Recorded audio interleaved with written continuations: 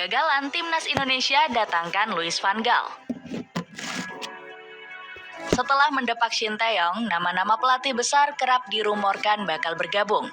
Terutama kabar Louis van Gaal yang bakal menjadi Direktur Teknik PSSI. Berita ini bahkan sampai mengguncang publik sepak bola Belanda. Football Headliner menyoroti rencana PSSI yang ingin mendatangkan mantan pelatih Manchester United ini. Di luar dugaan, setelah Patrick Kluivert jadi pelatih kepala, sosok Louis van Gaal juga akan bekerja di Indonesia sebagai Direktur Teknik. Tulis kanal Football Headliner. Publik tanah air yang kesal dengan sosok Patrick Kluivert pun akhirnya terobati dengan nama Van Gaal. Namun sayangnya, rumor ini dibantah mentah-mentah oleh Van Gaal sendiri. Jawabannya singkat, tidak. Jadi itu tidak akan terjadi, ungkap Van Gaal saat diwawancarai oleh Ziggo Sports. Alhasil, PSSI gagal memboyong paket mewah dari negeri kincir angin ini. Kini hanya nama Patrick Kluivert yang dirumorkan kuat bakal menukangi skuad Garuda sebagai pelatih. Namun, Erick Thohir disebut sempat berusaha keras untuk mendatangkan sosok yang lebih ideal. Ketum PSSI ini pun memberi kisi-kisi 3 calon pelatih anyar yang berasal dari Belanda. Nama Erik ten Hag, Frank de Boer, sampai Giovanni van Bronckhorst sempat dikaitkan karena saat ini tengah menganggur. Namun sayangnya PSSI dinilai nggak akan sanggup membayar gajinya. Ten Hag sendiri punya gaji per tahun super fantastis, yakni 6,75 juta pound sterling. Gaji ini terlampau besar dari Shin Tae-yong yang hanya mendapatkan 425.000 euro saja. Mengubah gaya permainan menyerang bersama Patrick Kluivert. Meski diselimuti rasa sedih dan kecewa, fans Timnas Indonesia harus percaya dengan Patrick Kluivert. Pelatih berumur 48 tahun ini diyakini akan merombak gaya permainan Garuda Nusantara. Pasalnya, Kluivert merupakan sosok penganut taktik Johan Cruyff. Apalagi pelatih kelahiran Amsterdam ini menjalankan strategi sesuai dengan filosofi total football.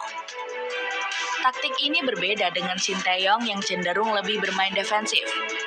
Alhasil, Kluivert diyakini akan memberikan penyegaran dari segi taktik. Perbedaan juga terlihat dari sisi formasi yang akan digunakan Kluivert. Pasalnya, pelatih berumur 46 tahun ini diprediksi akan menggunakan formasi 4-2-3-1. Artinya, Timnas Indonesia bisa kembali menggunakan skema 2 bek tengah yang disukai Kluivert. Skema ini berbeda dengan Shin Tae-yong yang selalu memasang 3 pemain bertahan. Formasi besutan Kluivert ini juga bergantung pada permainan di lini tengah dan depan. Pasalnya, lini serang Garuda Nusantara bisa lebih hidup dengan opsi skema yang beragam. Oleh karena itu, pemain sayap seperti Eliano Renders akan diuntungkan dengan taktik Kluivert. Pasalnya, Eliano punya atribut sebagai pemain sayap serba bisa.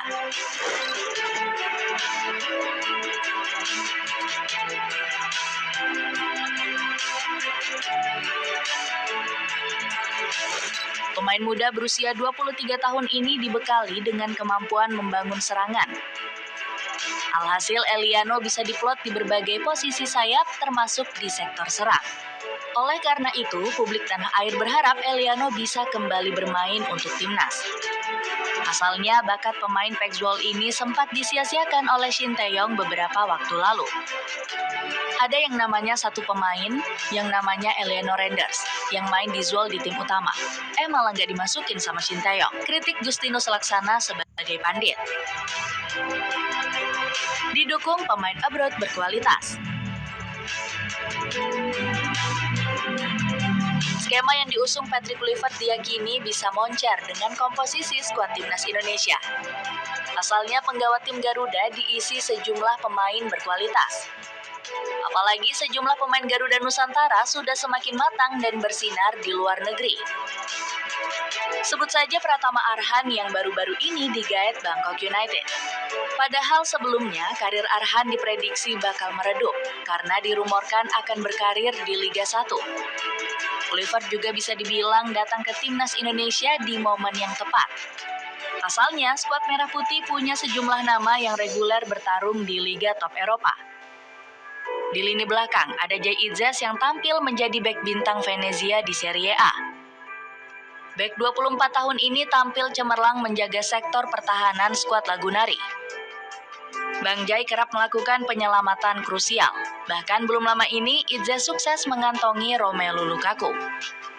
Kisah penampilan gemilang pemain merah putih ternyata nggak cuma terjadi di Serie A saja. Sebab Tom Haye juga menjadi kuda beban Almer City di Eredivisie. Sang profesor menjadi sosok penting dalam mendistribusikan bola. Tercatat Haye punya akurasi umpan sebesar 76,4% selama bermain di kompetisi Liga Belanda musim ini.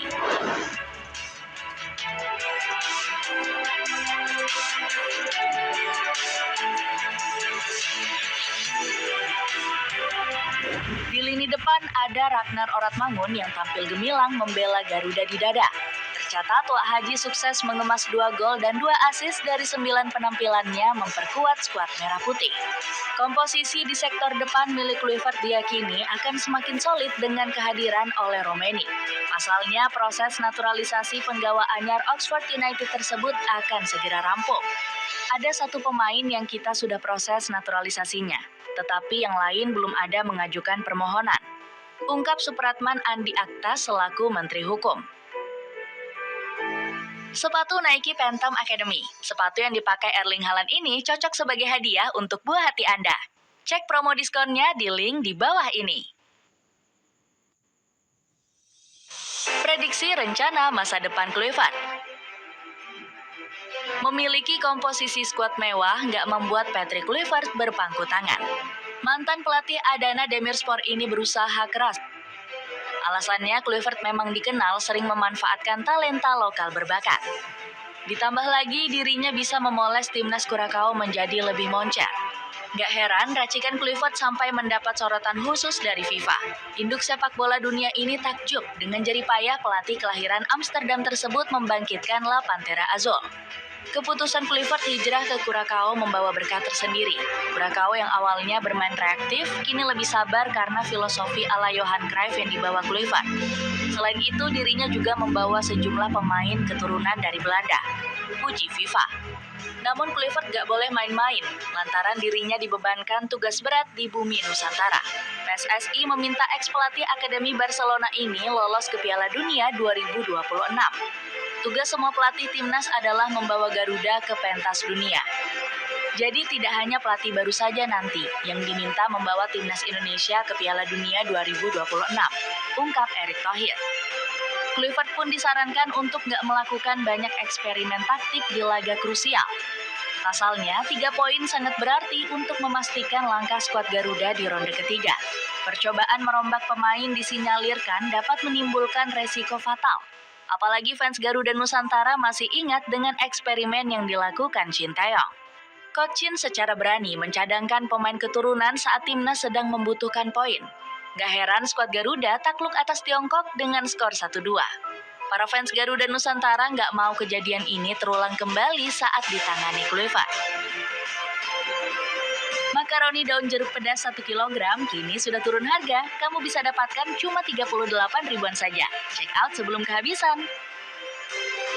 Itulah ulasan rencana besar Timnas Indonesia bersama Patrick Kluivert. Bagaimana pendapatmu? Akankah Garuda Nusantara berhasil lolos ke Piala Dunia di era kepelatihan baru? Atau justru PSSI bakal menyesal karena telah melepas Shin Tae-yong? Coba tulis pendapatmu di kolom komentar di bawah ini.